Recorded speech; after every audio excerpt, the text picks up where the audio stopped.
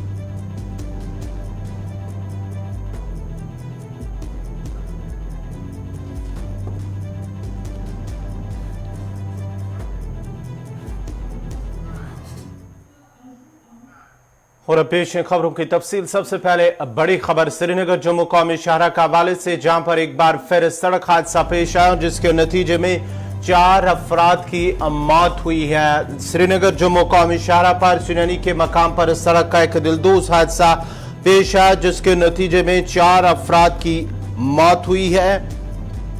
ये सड़क हादसा आज सुबह ही पेश आया, जहां पर श्रीनगर से जम्मू की तरफ एक गाड़ी जा रही थी, जिस दौरान यह हादसा पेश आया और गाड़ी ड्राइवर के काबू से बाहर होकर सुनैनी के मकाम पर एक गहरी खाई में जा गिरी, जिसके नतीजे में यह मारुति कार थी जो श्रीनगर से जम्मू की तरफ आ रही थी। गूल संगंदान के मकाम पर, उधमपुर के मकाम पर जो सुनैनी मकाम है वहां पर ये एक गहरी खाई में जा गिरी, जिसके नतीजे में गाड़ी में सवार यानी कि मारुति कार में सवार 4 अफराद जान बाक हुए हैं। 2 मौके पर ही जान बाक हुए, जबकि जो 2 जख्मी हुए थे उन्हें अस्पताल ले जाया गया, जहां जख्मों की ताब न लाते हुए वो 2 भी दम तोड़ बैठे। उसके साथ ही मरने वालों की तादाद 4 हो गई है। जान बाक अफराद की शिनाख्त आदिल 16 साल जो कि संगलदाल का रहने वाला है, हाजरा बेगम इनमें से एक खातून भी है जो संगंदाल की रहने वाली हैं, अब्दुल हमीद जो संगंदाल का रहने वाला है, उसके साथ साथ ही जमालुद्दीन, उनकी भी 4 अफराद इनकी मौत हुई है। पहले 2 हादसे में मौके पर ही जान बाक हुए, उसके बाद ही जो 2 जख्मी हुए थे उन्हें भी अस्पताल ले जाया गया, लेकिन वो जख्मों की ताब न लाते हुए दम तोड़ बैठे। मजीद तफसीलात के लिए सीधा चलते हैं अपने नुमाइंदे नदीम इकबाल के पास। नदीम, क्या कुछ अपडेट है? एक बार फिर जम्मू श्रीनगर कौमी शाहरा पर सड़क हादसा और 4 लोगों की जान चली गई। गौहर, देखिए, आज सुबह लगभग 8:30 बजे के करीब एक मारुति कार JK 19 1449 जो गूल संगलदान से उधमपुर की जानिब जा रही थी, जनैनी प्रेम मंदिर के मकाम पर हादसे का शिकार हुई, जहां हमने देखा कि हादसे की इत्तला मिलते ही जो भी रजाकार तंजीमें और पुलिस वगैरह चाहे हादसा पर पहुंचकर उन्होंने बचाव कार्रवाई शुरू की, और बचाव कार्रवाई के दौरान वहां पर 2 लोगों को जो है जो 2 लोगों की डेड बॉडीज वहां से रिकवर की और 2 लोगों को जख्मी हालत में निकाला गया था, जहां फर्स्ट एड के लिए अगर उन्हें जो है उधमपुर हॉस्पिटल पहुंचाया गया, लेकिन जख्मों की ताब गलाते हुए उन्होंने भी दम तोड़ दिया। इस तरह से कुल मिलाकर हम इस हादसे की बात करें तो इस हादसे में 4 लोगों के हलाकत होने की जो अभी खबर सामने आई है। अगर तफसीलात में आपको डिटेल शेयर करना चाहूंगा कि जो गूल संगलदान इलाके से ही ताल्लुकात है उन लोगों के जो इस हादसा में हलाक हुए हैं। अगर हम देखें, आदिल सनफ गुलजार मलिक जिनकी उम्र 16 साल है, संगलदान के रहने वाले हैं। उसके बाद हाजरा बेगम वाइफ ऑफ जमालुद्दीन आरो संगलदान की रहने वाली हैं, डिस्ट्रिक्ट रामबन से इनका भी ताल्लुक है। और उसके बाद अब्दुल हमीद सनफ जमालुद्दीन जिनकी 32 साल उम्र है, संगलदान के रहने वाले हैं। और उसके बाद जमालुद्दीन सनफ अब्दुल हमीद 65 साल इनकी उम्र है, संगलदान के रहने वाले हैं। कुल मिलाकर अगर इस वक्त हम देखें, क्योंकि हादसे की इत्तला जैसे ही डिस्ट्रिक्ट रामबन के संगलदान गांव में पहुंची तो सब कि कुछ लोग टुवर्ड्स भी उधमपुर जा रहे हैं डेड बॉडीज को लाने के लिए, लेकिन ये कहे कि कहीं ना कहीं दिल खराश वाकया है ये संगलदान के लिए, पूरे डिस्ट्रिक्ट रामगंज के लिए, जहां एक सड़क हादसा में 4 लोगों की जान जाया हो गई है। जी गौर। नदीम, ये जो हादसा पेश हुआ जिसमें से 4 लोगों की मौत हुई है, क्या ये एक ही फैमिली से हैं, संगलदान के रहने वाले, जो एक फैमिली से ही उनका ताल्लुक है? जी बिल्कुल, देखिए गौर साहब, जहां तक हम देखें, क्योंकि इसमें डिटेल्स के, क्योंकि कुछ फैमिली मेंबर्स हैं और इसमें अगर हम देखें, क्योंकि संगलदान से ही सबका ताल्लुक है और फैमिली से एक फैमिली से तो नहीं है, लेकिन कहीं न कहीं कुछ लोग जो इस एक्सीडेंट में है, 2 से 3 लोग वो एक ही फैमिली के हैं। कुल मिलाकर 4 लोगों की डेथ हुई है और अगर हम देखें, क्योंकि रीजन जो इलाका इनका है वो एक ही है और वो संगलदान का इलाका है।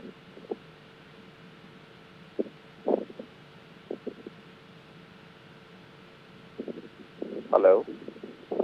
श्रीनगर जो मुकामी इशारा पर एक बार फिर सड़क हादसा पेश आया है, जहां पर 4 लोगों की मौत हुई है, जिनमें से एक खातून भी शामिल है। आज सुबह करीब 9 बजे के करीब जम्मू की तरफ एक मारुति कार जा रही थी, जो अचानक ड्राइवर के काबू से बाहर होकर एक गहरी खाई में जा गिरी, जिसके नतीजे में मौके पर ही अगरचे 2 लोगों की मौत हुई है, जबकि 2 जख्मी हुए थे, जिन्हें उधमपुर अस्पताल ले जाया गया, जहां पर वो जख्मों की ताब न लाते हुए दम तोड़ बैठे। इस सिलसिले में 4 लोग इस वक्त जो है उधमपुर के अस्पताल में है और उनकी जो है लवाजमात, कानूनी लवाजमात, तिबी लवाजमात मुकम्मल होने के बाद उनकी लाशों को लवाकिन के हवाले किया जाएगा। इस हवाले से लवाकिन क्या कुछ कह रहे हैं वो भी देखते हैं।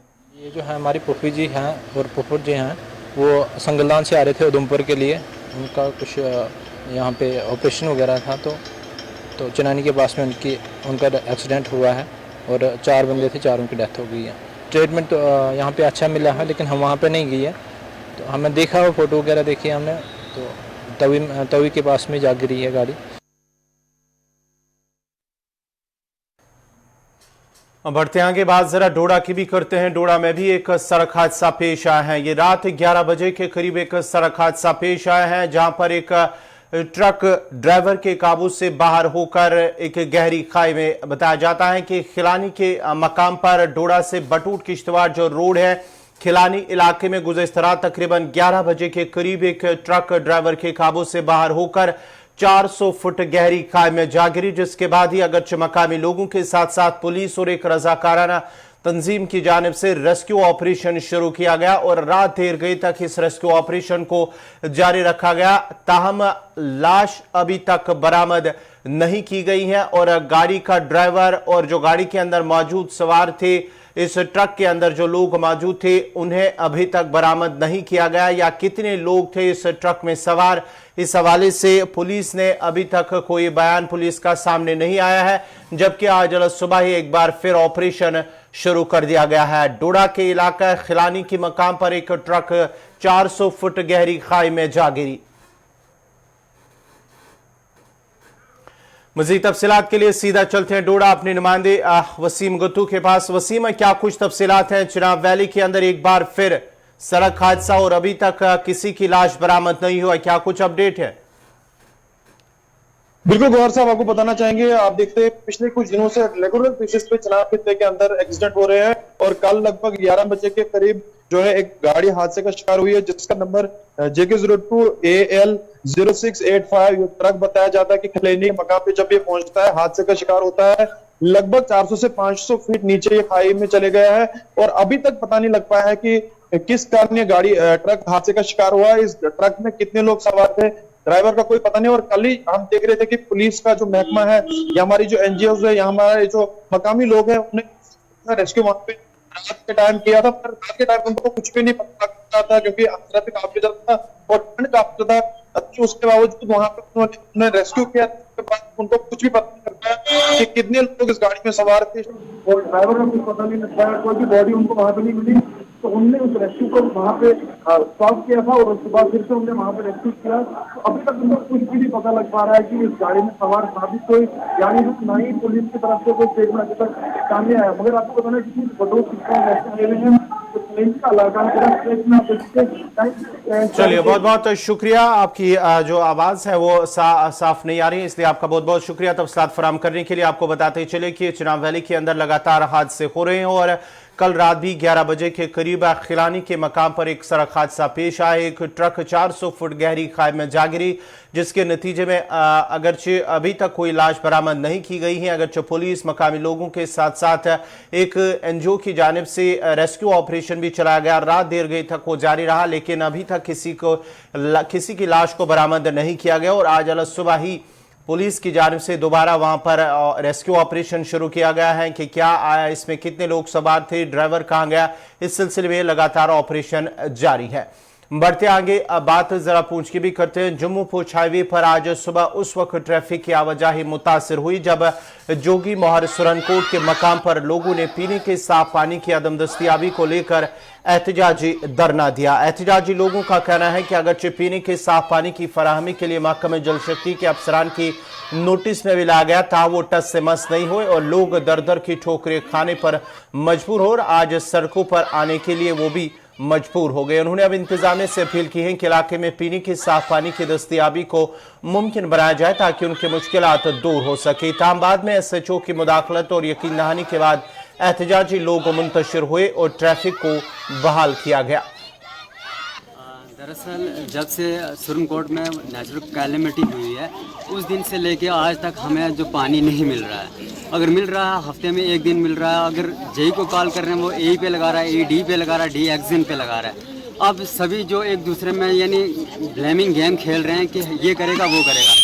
मेरी LG एडमिनिस्ट्रेशन से यही अपील है कि यहाँ का जो जितना भी लोकल स्टाफ है उसको यहाँ से ट्रांसफ़र किया जाए, कहीं बाहर भेजा जाए और बाहर का स्टाफ यहाँ पर लाया जाए। और दूसरी बात जो है वार्ड नंबर 1, 2, 3, 4, 5 तक जो है ये पानी नहीं मिल रहा है। और दूसरी जो ख़ास बात ये है कि जो यहाँ के चेयरमैन साहब हैं, चेयरमैन साहब को भी चाहिए, वो सिर्फ अपने वार्ड के चेयरमैन नहीं है बल्कि पूरे सुरनकोट म्यूनसिपैलिटी के चेयरमैन हैं। उनको भी चाहिए। वो जब आए थे तो कह रहे थे हम यहाँ पर एक ऐसा नेचुरल ग्रिड बिछाएंगे जिससे पूरे वार्ड्स को पानी मिलेगा। अब तो वो नज़र नहीं आते। यूँ तो हर रोज़ वो मीटिंगें करते हैं, मीटिंग्स करने के बावजूद भी यहाँ पर ग्राउंड पे कोई चीज़ ऐसी हमें दिखाई नहीं दे रही। जो हमारी बेसिक कम्युनिटी है, जो कॉन्स्टिट्यूशन ऑफ इंडिया, सरकार से क्या मांग रहेगी? हमारी सरकार से यही मांग है कि हमारी सप्लाई को बहाल किया जाए और यहाँ पर बाहर के ऑफिसर लगाए जाएं, चाहे वो जेई हो, एई हो, डी हो, सबको यहाँ से ट्रांसफर किया जाए। क्योंकि जहाँ का जो लोकल मुलाजिम है वो काम करने पे राजी नहीं है। अगर वो काम नहीं करेंगे तो हमें पानी कैसे मिलेगा? तो हमारी यही सरकार से अपील है कि पानी की सप्लाई को यहाँ पर बहाल किया जाए। हमारी आपसे यही डिमांड रहेगी। आपको फोन करते कहते हैं हमने आपका ठेका नहीं उठाया है, जो हमारे मुलाजिम है उनकी चाय पानी करो। वो तनख्वाह भी तो लेते हैं ना, हम कहाँ से चाय पानी करेंगे? हमें इतनी परेशानी हो रही है, हमारे घर में हमें पीने के लिए पानी नहीं है, हम इतने 5 महीने से परेशान हैं। डी साहब का भी हमारी उनसे भी रिक्वेस्ट है कि हमारी मांगे पूरी करने में, तो उनको यहाँ से ट्रांसफर कर दो। कह रहे हैं कि नीचे से मोटर चलाने वाला कोई नहीं है। कितनी देर से पानी बंद? 5 महीने से पानी नहीं आ रहा है हमको। हम इतने परेशान है, हमारे घर में हमें पीने के लिए पानी नहीं है, बाथरूम में इस्तेमाल करने के लिए पानी नहीं है। हम लोग कहाँ जाएंगे, क्या करेंगे? जैसा बाकी से कह रहे हैं हमने आपको कोई ठेका उठाया, उन्होंने नहीं उठाया तो किसने उठाया ठेका हमारा? क्या मकसद है? सबसे पहले मैं आपके चैनल का बहुत बहुत शुक्रगुजार हूँ कि आपने हमारी आवाज़ को बुलंद किया, सुनने के लिए यहाँ आए। मैं आपका तहे दिल से मशकूर हूँ। अरसा 15 दिन से हमें कोई भी सप्लाई नहीं मिल रही है। इनके एई को फ़ोन करते हैं, फ़ोन नहीं अटेंड करता है। जेई को करते हैं, वो कहता है आज नहीं, कल नहीं, परसों। ठीक है, इनका परसों कब आएगा हमें उस चीज़ का पता नहीं है। लिहाजा हमें हमारी DC पुंछ, एई पुंछ, और क्या नाम है डी साहब पुंछ, जितने भी हैं महकमे के, हम सब से इनको मौजबाना गुजारिश करते हैं कि हमारे बच्चे जो हैं पानी से मर रहे हैं, हमें पानी पीने के लिए पानी नहीं मिला। एक पानी न होने की वजह से हमारी इतनी परेशानियां आज बनी हैं, जो कि इतने हज़ारों लोग जो है दरबदर हुए हैं। ठीक है, हमने इनको बारहा मुतलबा किया कि भाई आप हमारी सप्लाई को बहाल करो, वरना हमें मजबूरन ये स्टेप उठाना पड़ेगा। कोई मांग रहेगी सरकार से आप? बिल्कुल हमारी ये मांग रहेगी कि फर्स्ट ऑफ ऑल जितने भी ये लोकल मुलाजिम हैं इनको दफा किया जाए। इनको बिल्कुल कोई, इनको ये हमारी बात सुनते नहीं है, और नहीं यही सुनता, ना जेई सुनता, ना डी सुनता, कोई भी नहीं सुनता। तो ट्रांसफर किया जाए और कोई अच्छा मुलाजिम लाया जाए जहाँ से जो हमारी आवाज़ को बुलंद कर सके, हमारी आवाज़ को सुन सके। यह पानी की यहाँ ward number 1, ward number 2, ward number 3 पानी की प्रॉब्लम बनी हुई है। 80 से बात करो, 80 कहता डी मेरी नहीं सुनता। एक दिन हमारा डेपुटेशन किया पुंछ में, हमने डी को वहीं बुलाया 80 के पास, और डी ने वहां भी परवाह नहीं की। आप एक 80 को कहता है डी का जो आपने करना कर लीजिए, मैं नहीं कर सकता हूँ। जब 80 और डी की यह हालत है तो दूसरे स्टाफ की हमको क्या कहें? जे ये कहता है कि यही मेरी नहीं सुनता, यही कहता है डी नहीं सुनता। एक मिनट भाई, डी कहता कि ऐसी मेरी नहीं सुनता। मैं सरकार से पूछना चाहता हूँ, मैं डीसी से पूछना चाहता हूँ, अगर ये अफसर अगर आपके कंट्रोल में नहीं है, फिर आप इनको किस लिए यहाँ पे 1-1 लाख रुपया तनख्वाह दे रहे हो? इनको यहाँ से दफा करो। मेरी एक ही डिमांड है, मैं वार्ड का यहाँ काउंसिल भी हूँ, मेरी सबसे गुजारिश है, मेरी एक ही गुजारिश है कि अगर आज और कल 2 दिन हम वार्निंग देते हैं, 2 दिन के अंदर डी की ट्रांसफर होनी चाहिए और पानी बहाल होना चाहिए सप्लाई। अगर नहीं करेंगे तो परसों के बाद यहाँ मसलसल जो है हड़ताल शुरू हो जाएगी। मैं एडमिनिस्ट्रेशन से कह देना, सचिव साहब यहाँ आ गए, बाकी लोग, मैं बाकी एडमिनिस्ट्रेशन भी कह देना चाहता हूँ, अगर यह सिलसिला नहीं बना तो परसों से बाज़ाब्ता मुसलसल में हड़ताल होगी। मैं डीसी साहब से ये कहता हूँ, इस डी को ट्रांसफर करें, किसी एक को चार्ज दो, अच्छी को चार्ज दो, लेकिन यहाँ से दफा करो, क्योंकि ward number 1, ward number 2, ward number 3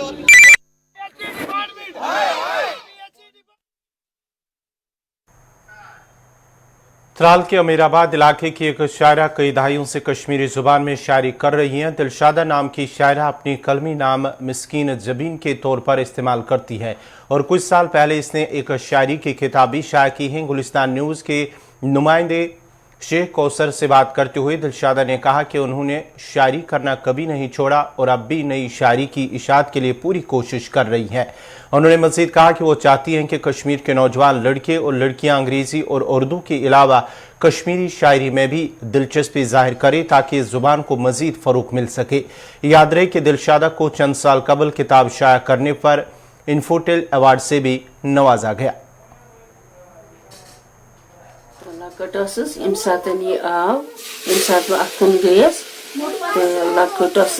तिमन दोहन पढ़न तूता अंदाज, तिमन दोहन पढ़ने सतन ज्यादा, तो मगर मे कोर अत मज मेहनत करम, पत आय अकिस बेस लेखनावन तो पकनावन ब्रो इत कल बच्चे गई बड़ पत लुक बचो तो यह दमस तान पचस बह अत गस पोचर लगुन, यह गोस ठीक रोजन, यह गोस ब्रो ब्रो पकुन, नौजवान तस अत सन अम त सोचन, अम सठा मज़ यह कौशर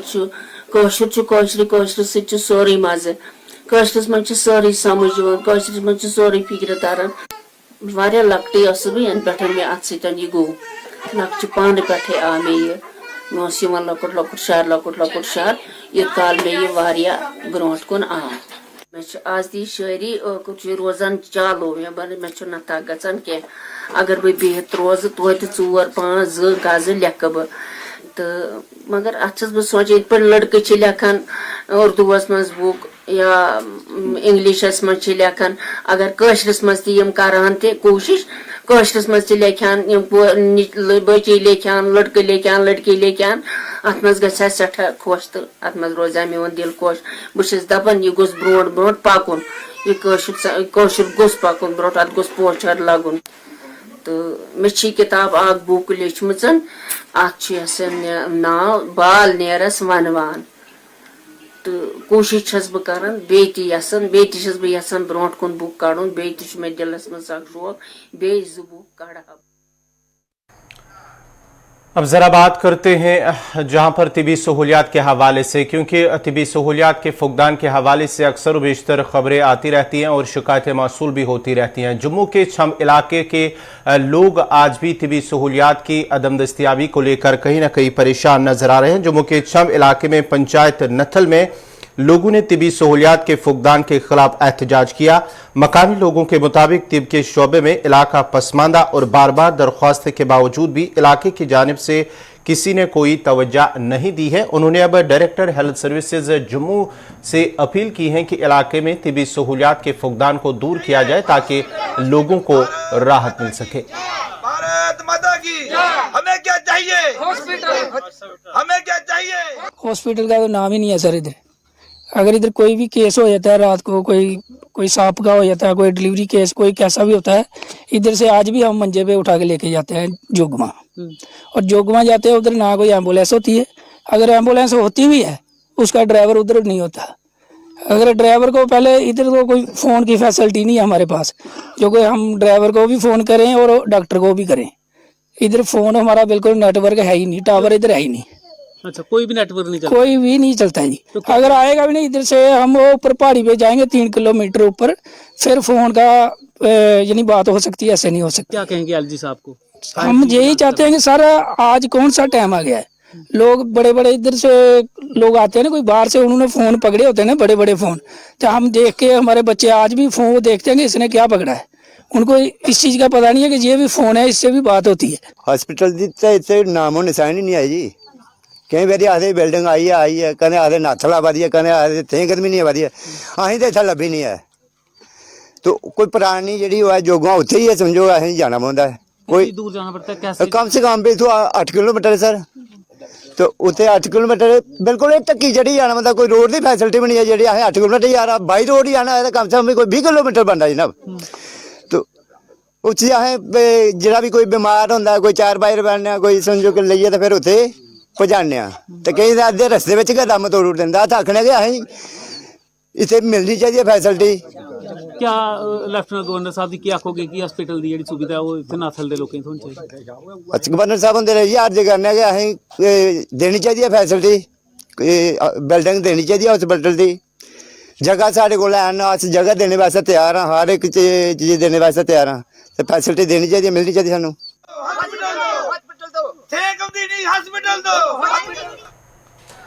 अब ज़रा बात खेलकूद की भी करते हैं, क्योंकि खेलकूद की तरफ जिस तरह से जम्मू कश्मीर इंतजामिया इकदाम उठा रही है और नौजवानों को खेलकूद की तरफ राग़िब करने की कोशिशें लगातार जारी हैं।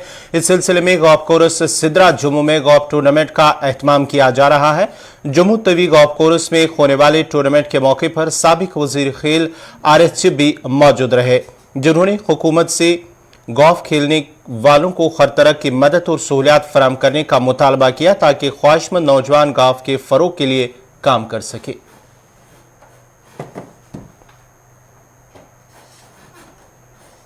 तो हमारा ये कंसर्न रहता है कि गोल्फर्स तो यहाँ खेलते हैं, रेगुलर खेलते हैं, क्योंकि मंडे को हमारा कोर्स ये बंद रहता है गोल्फर्स के लिए फॉर मेंटेनेंस पर्पस।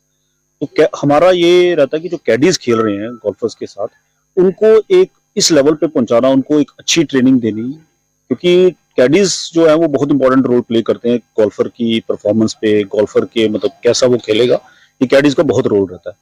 तो ये एक पहल है, ये हमारे ऑनरेबल एक्स मिनिस्टर साहब चिब साहब ने ये पहल की थी आज से 3-4 साल पहले। तो उस तहत इन्होंने पहला कैडी टूर्नामेंट करवाया, फिर दूसरा करवाया, जो बहुत कामयाब रहे, कैडीज में बहुत एंथुजियाज्म रहा इनको लेके, तो आज वो तीसरा ऑर्गेनाइज करवाया है यहाँ पे।